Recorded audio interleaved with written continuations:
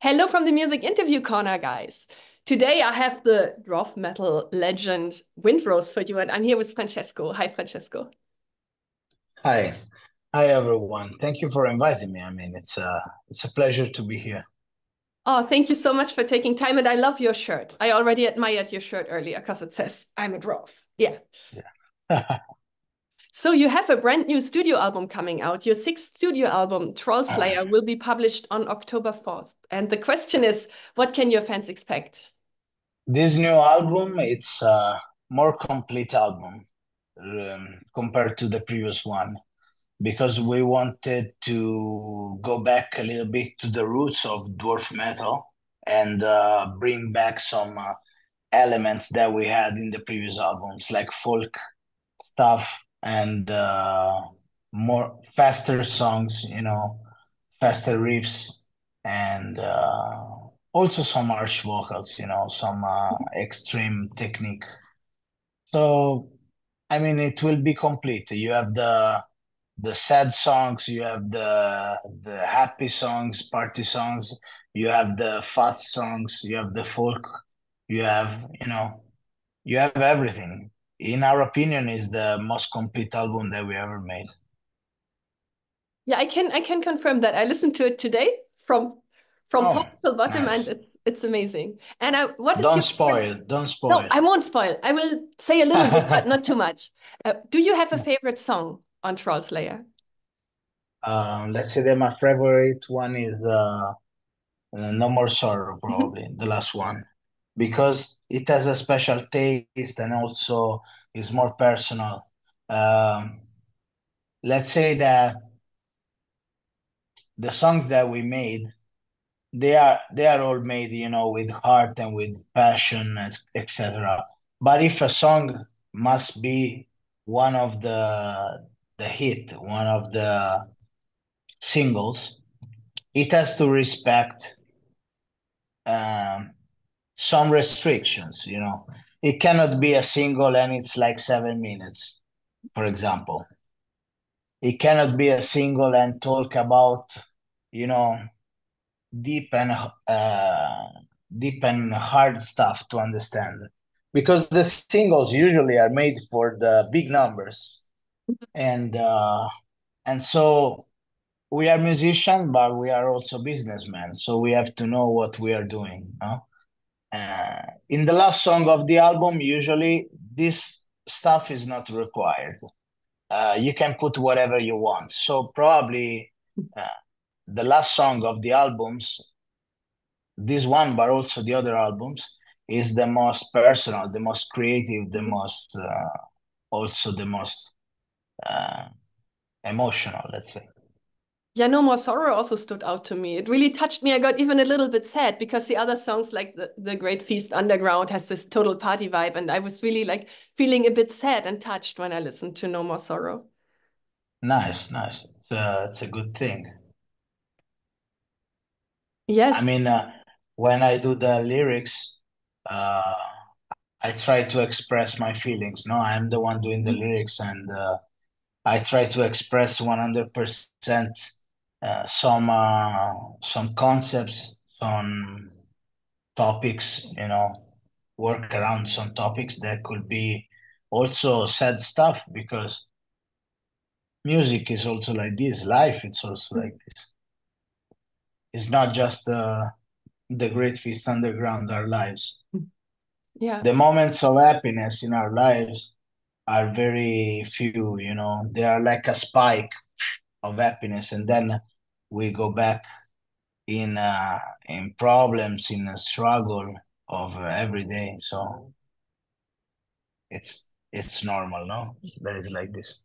Mhm. And you have another song that is more of a party song. It's called Rock and Stone. And it is Yes. inspired by the first-person dwarf shooter game Galactic. No, it's called Deep Galactic Rock, right? Yeah. No, Deep Rock Galactic. Oh, sorry. Yes, Deep Rock Galactic. No, And it's the no. dwarf first-person shooter game, right? Yes, I guess it's the first one. Yes. It's a game where dwarves go into space and they explore new planets to find treasures, to dig some holes. And In my opinion, it's a very good game. It's a cooperative game, so it can create some situations that they are fun, with your friends. We knew this game before, and we saw the interest in the people coming to our shows in this. They were screaming rock and stone to us, no, rock and stone. So we were like, maybe we should we should repeat the history. We made it with Diggy Hole, and now we make it with the rock and stone. Yes, and you also have a really cool music video for Rock and Stone. Who made the concept for the Thank you video? very much. Oh, you're welcome.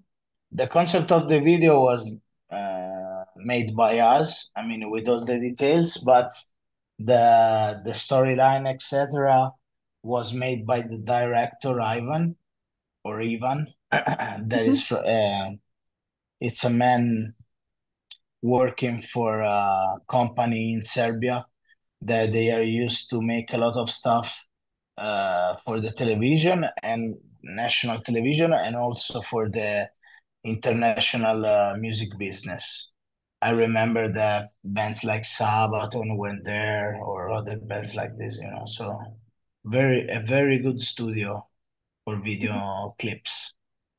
Yeah, you did it again. I think the video has a really cool story and a really cool vibe. Thank you very much. You're welcome. And you just mentioned Diggy Diggy Hole. And of course, we have to talk about it because I think I can't do an interview with Windrose without Diggy Diggy Hole. I hope it's not getting boring for you, but that's the song that everyone knows from Windrose, is Diggy Diggy Hole. And I Sure. checked, it's the second most popular video on the Napalm YouTube channel with 59 million.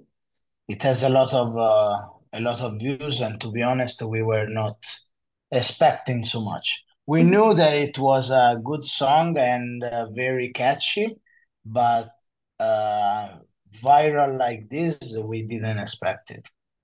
Yeah, it feels a bit like Diggy Diggy Hole is for Windrose, like Wind of Change is for the Scorpions. Yeah, I mean, because it's something that always happened in the music business. I mean, sometimes some bands made a cover and they became, you know, uh, famous for it. Maybe the cover become more famous than the original one. It always happened. But I think that we gave to this song a lot. I mean, making metal and putting another part in the middle. I mean, the sound is totally different from the original one. Yeah, you made it your own, definitely. Yes. And when you said that the cover version sometimes is more successful, I was thinking of Rocking All Over the World because everyone thinks it's a status quo song, but it was made by John Fogerty originally. Yeah. Okay. That's true. I mean, it can happen. I mean, for example,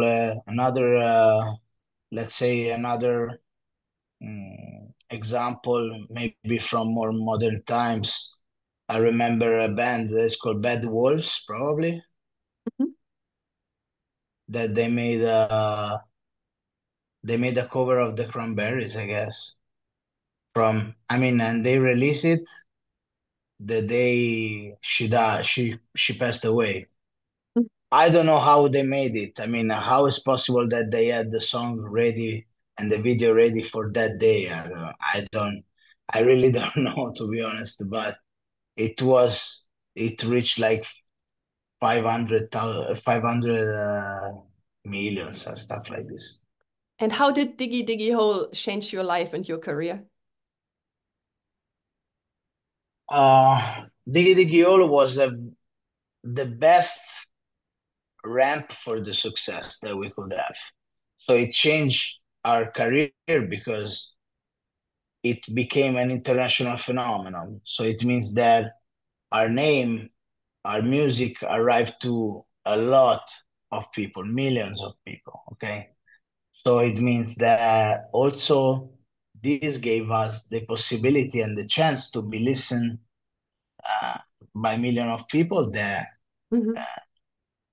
a lot of them, they are still fans and they come to our shows, not just for Diggy Diggy All, but they also listen to the other music. So it's a good thing.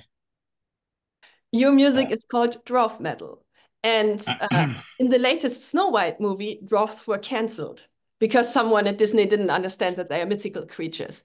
Did you ever have problems with cancel culture because you're making dwarf metal?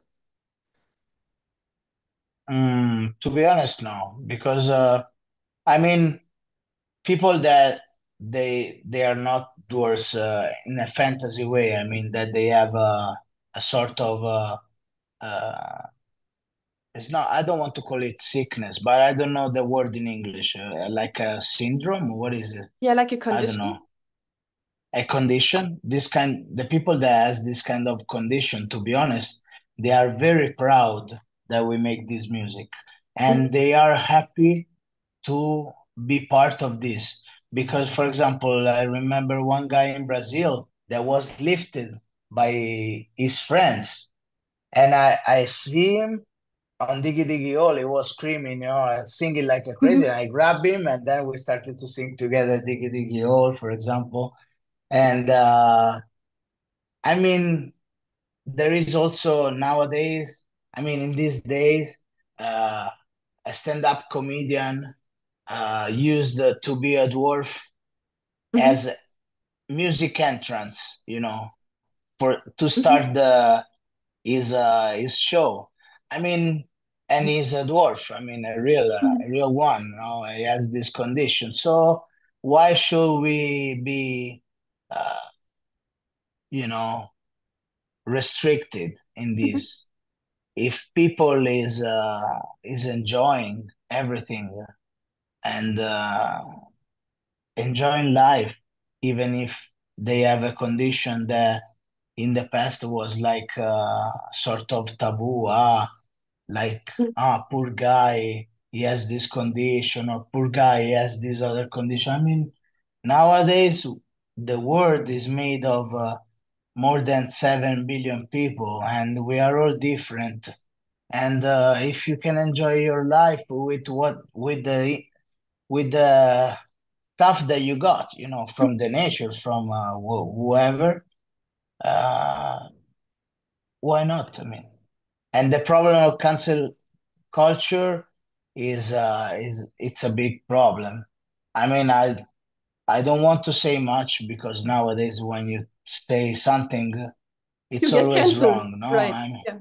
yes, I mean it's always wrong. Everything is Mhm, wrong. The princess was kissed by the prince, but she was not okay. This was not okay. This was not okay. I mean, they are fables. They are stuff for kids. They are fantasy stories. It's not. It's not the. We always see the bad in the things, and we never. We are not able to see the good things anymore. mhm. And but this thing is just for these years. It's something that will change soon. No worries about that. Yeah, I hope so. And I totally agree with you. It's good to celebrate the differences and to be proud of who you are. Yeah, but beside this, I was talking about like the politically correct stuff. Yes. Now I had in mind. We made a song that was called "The Returning Race," and some people told us that it was like a sort of Nazi song because the Oh, returning race. So the race, the return. I mean, oh my it God. doesn't make any. Yeah. You understand now the level of the IQ of these Yeah. people, no, on Yeah. commenting on the internet.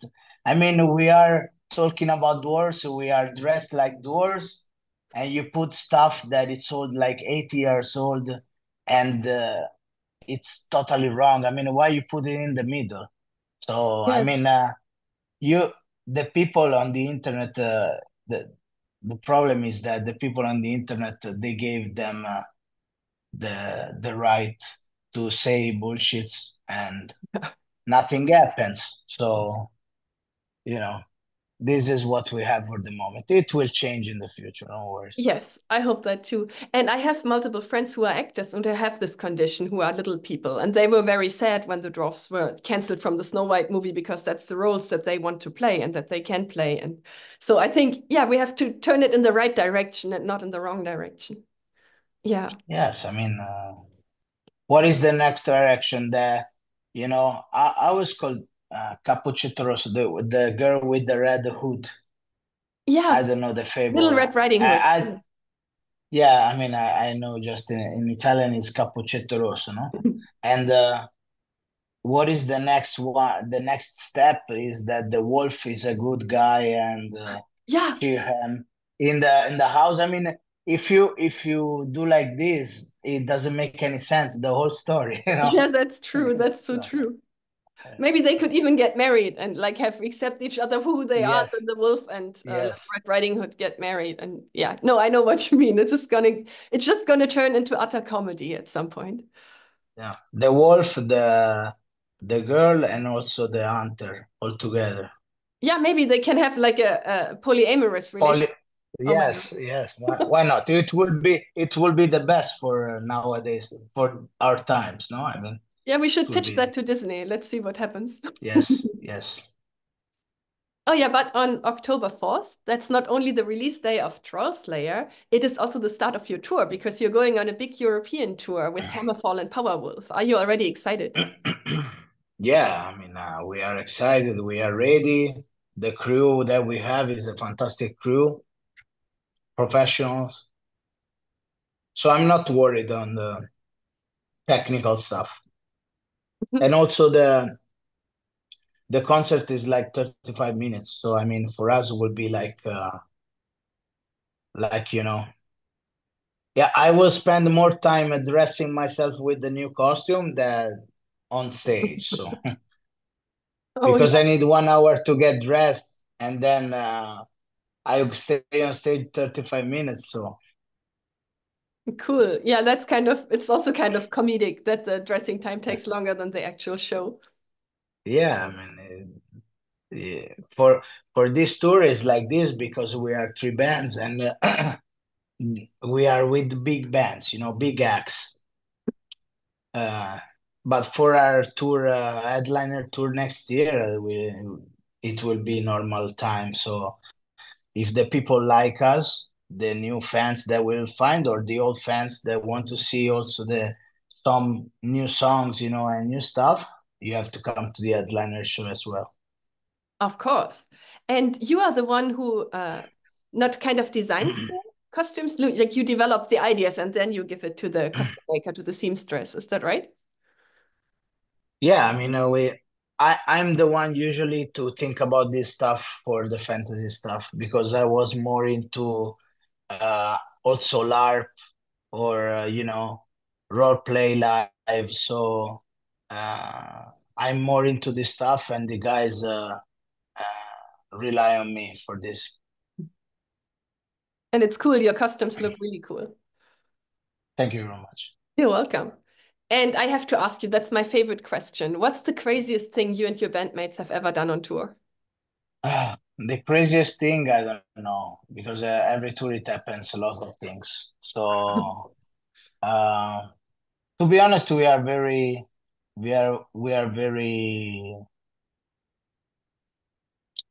quiet guys. We don't do much mess. Okay. Um, so there are a lot of stuff that I cannot say, so I cannot say it in an interview. And Okay. from the stuff that I can say at the moment, it doesn't come to my mind anything. So probably we made a tour with a van, 2015. You know, a van, you cannot sleep, you just sit like this, no? And we made 25 gigs with Eluveti and Skull Mold, I guess, in 2015, so 9 years ago. And we were sleeping in the van. I mean, sitting one next to the other like this, No. sleeping like this for 25 gigs, so like 27 days, 28 days, like this. Oh my God, you must have been so happy to have your bed back after the tour. Yeah, I mean, but we were more happy on tour because we were living and trying to live our dream, not Mhm. trying to make our dream come true. So Mhm. You definitely did that now, so it was worth it. yeah, now we sleep in a normal bed, no worries. And what is your favorite song to perform live? Probably one of my favorite until now is Drunken Dwarfs because there is a lot of party action, you know, in the crowd. And I have to tell you that Rock and Stone, it's a very good song to play live because everyone scream Rock and Stone, everyone interact with us on stage, so it's also a very good song, that one. Yeah, I can imagine. I hope I will see you perform that live. I saw you live in Helsinki in January last year Oh, in Finland. what Yes. you were doing? Oh, What I you were was doing actually there? doing an interview with Gloryhammer, but I saw you and Ah, Ailstorm okay. too, and I really enjoyed the whole show. Nice. Thank you very much. You're Thank you. welcome. And do you want to say anything to your fans? Sure. I want to thank you for this opportunity and this interview. I really had fun. And to my fans and to our fans, I want to tell that I want to invite them to listen the new album and let us know what they think and what is their favorite song on our social networks. This is important because we always listen the community, so it's very important for us. See you on tour. What can I say? Wonderful. And guys, for you, we will link all the social media. We will put all of Windrose's social media here in the video description, of course. Thank you very much. Yes, thank you so much, Francesco. And all the best for the tour and for the album release. Thank And you. See you next time.